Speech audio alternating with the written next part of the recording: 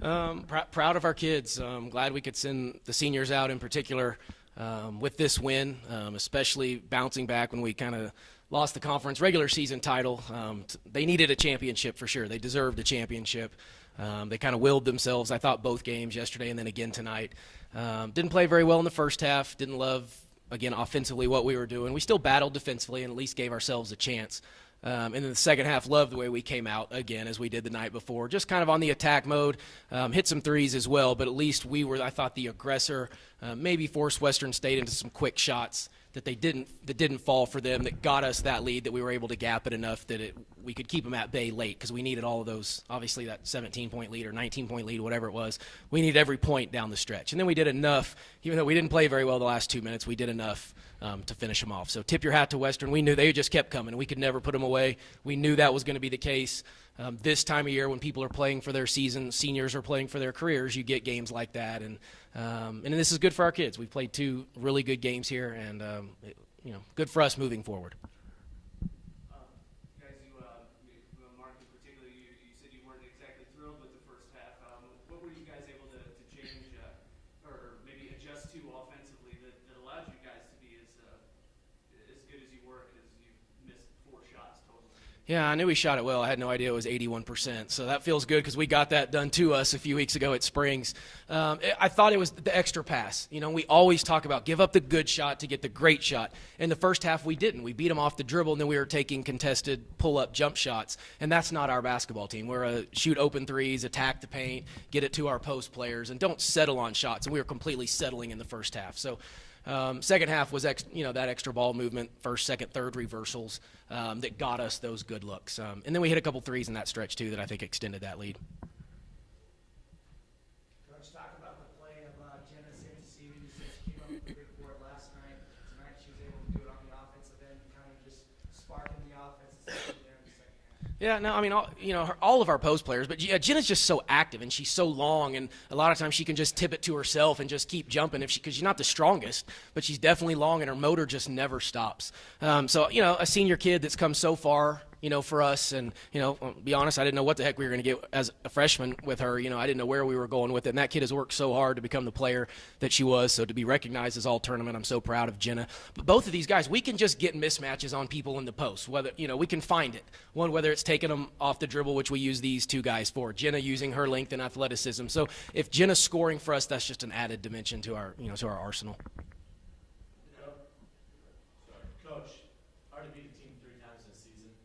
You beat Western at home by 35. You went to Gunnison, beat Western by 26, and then here. So talk about your game plan going into seeing a team 3 times and then going into that game and seeing a team like that. Yeah, I mean, you always try to tweak a few things.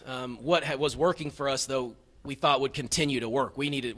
Tried to figure out what adjustments they might make to see how we would counter that if they did. At our place, they played a lot of zone. At their place, they kind of tended to play more man or matchup zone. So now it's, okay, what else can they go back? What else can they throw in there? I thought the night before at Metro they were playing some 3-2. So we tried to prepare for all of those. The good news is late in the year, you've seen about every defense there is. I mean, we've played 1-3-1, 2-3, man, switching. I mean, so we'd seen it all. So then we try to break it down personnel more than scheme. We didn't do a very good job on Trujillo at all tonight. That was my biggest disappointment. We tried to take her right hand away, and we just never could get over there on that right side. We tried to put some bigger guards on there on her, and we didn't. I mean, she did take a ton of shots. So she was taking maybe some shots away from some other people as well. So we did enough offensively, though. Is where we talked to, is where we knew we had some advantages with our size. And Jamie, obviously 3 straight games in this tournament with 14 or more points. Has it gotten to the point where you're really comfortable with your role and what's expected of you? Because there were times there where it seemed like you were just, almost for lack of a better term, hell-bent on getting to the basket and not really letting anybody shove you off. What was the question?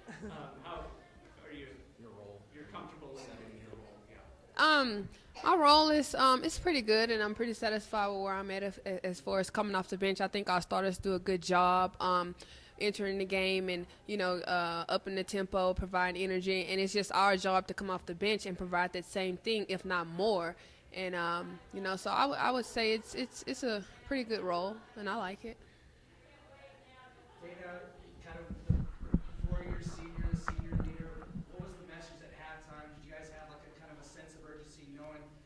Western, if with their crowd, their big crowd, that you needed to put them away and kind of just silence their crowd as well as their team? Yeah, we definitely knew. We had the same feeling kind of coming in out of the half like we had last night. We had to come out strong, make a run, and we made a like really quick run there that I definitely think helped us. And I don't know, we just got our stops and rebounds. Mark, last night, obviously, Kellogg received foul trouble, struggled quite a bit tonight. Just 1 point shy of a double-double, and it seemed like she was under a lot more control and really seemed to provide the spark your offense needed at times. Well, she did. In the first half, there were times we didn't have anything going except for through her and her dribble drive and the kick out. She didn't do a great job there in the last minute and a half of the game, and that was my frustration with her was late, and she did not handle the game very well there. But, yeah, she's a great player. If she was been healthy all year, she would have been one of the best point guards in this conference, and she just wasn't. But now she's pretty healthy, and you're seeing the kid that's pretty dynamic offensively, and she can score. She can, she's a great playmaker, getting other people the ball too, and then when she wants to be defensively, she can buckle down. So, yeah, Kat got us going for sure. The post players I thought dominated as well. And Erica and Ashley were in foul trouble the majority of the first half for sure, so we had other kids step up. Coach, last time in club loss, you've been here probably more than anybody. Can we come back now? Can we redo this all of a sudden? If you look at what the tournament will look like with our format next year, you'd be a Metro, and it might have been, kind of changed the complexion of things. Have you kind of thought of that as far as? I do. I like the format of the shootout. If we could find a truly neutral place, we can't. I don't know how geographically that's going to work, but it just doesn't ever become very neutral for certain teams in our league. It's never going to be neutral for Fort Lewis. I don't know what venue we're going to find that becomes maybe closer to us than it's closer for all the other teams in the league or the majority of. So that's that's where we've always had the issue with it. I know a couple years ago it was Pueblo was playing in this arena, and that was the biggest gripe I think amongst coaches is that's not neutral at all. When Pueblo's sleeping in their own beds and playing in the gym, they play 15 games a year in. We figured out how to play here. I think it did take us a while, but I asked Dana Friday before the first game. I said, Dana, how you feeling? She goes, Coach, I'm relaxed. I feel really comfortable in here. All those 3-point lines don't bother us anymore. We're kind of used to it. The shooting backdrop, which we don't see that very much, the arena style, obviously I think we're a little more comfortable in as well. So, yeah, in a way, it's a little bittersweet, I guess, because we've had some success here finally in Pueblo. But we're one game away from that game being in Durango, too. So if that game would have been in Durango, if we would have taken care of business against Mines, that sucker's in Durango. So then to answer your question, I would have felt really good about our chances playing in Durango. So I'll take that.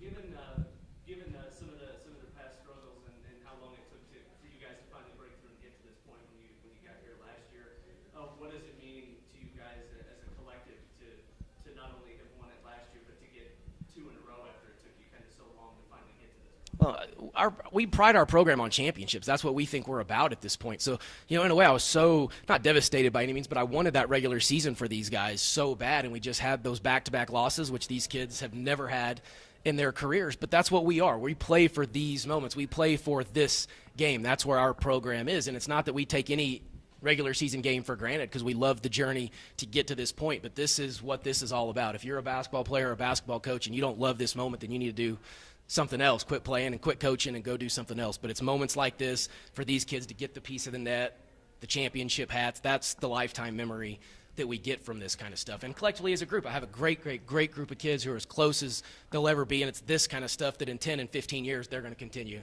to talk about. This question's, anyone can answer this one.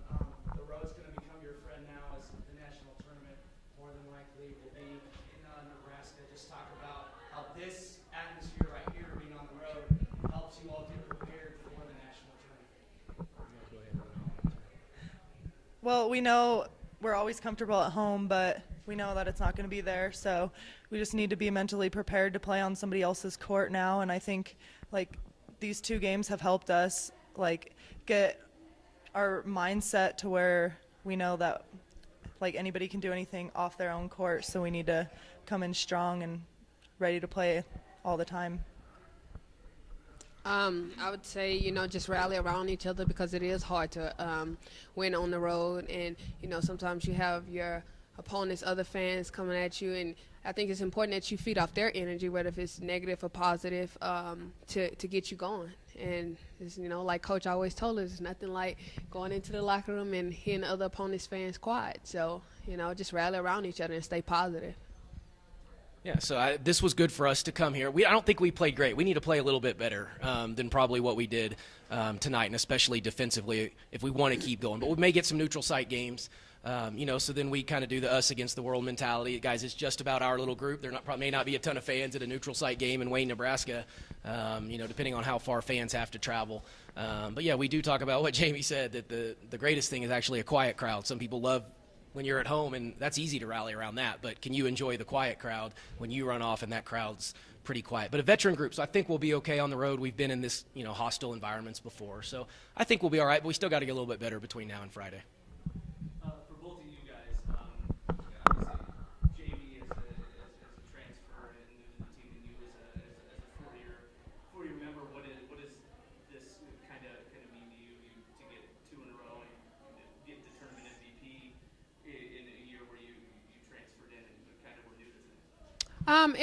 It means a lot, especially as far as coming in, and she's been here for 4 years, and she's sharing the wealth, I would say, and being very unselfish and encouraging me as a player out there too, and supporting me and things like that. I think that's hard to do if you've been in a program for 4 years and you have a new player coming in and things like that. But she's been very supportive, and that's all I can say.